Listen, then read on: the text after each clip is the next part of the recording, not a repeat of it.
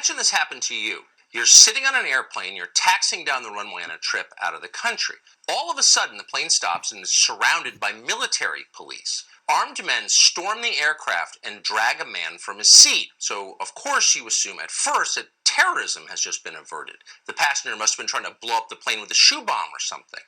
But no, that's not what this is. The man is not a terrorist. He's something worse than that. He violated COVID restrictions. He's a corona criminal. So, okay, you think, you're trying to be reasonable here. A man with COVID should not be on a commercial aircraft spreading the virus to everyone else. And, of course, that's fair. But here's the thing. This man doesn't have COVID.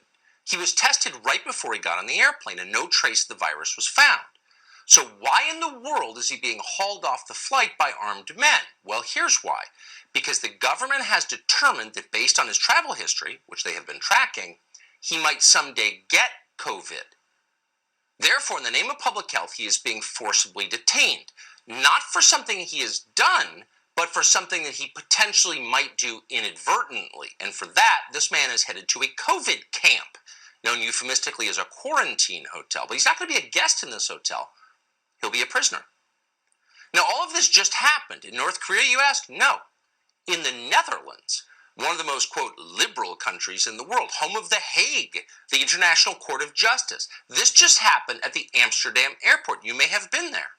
Now, the pretext for all of this is something called Omicron. That's the new variant of the coronavirus.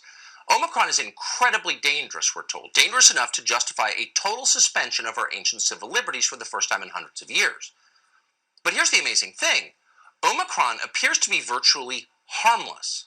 In the entire world, there is one recorded death from Omicron. In the United States, not a single person has died of Omicron. Not one.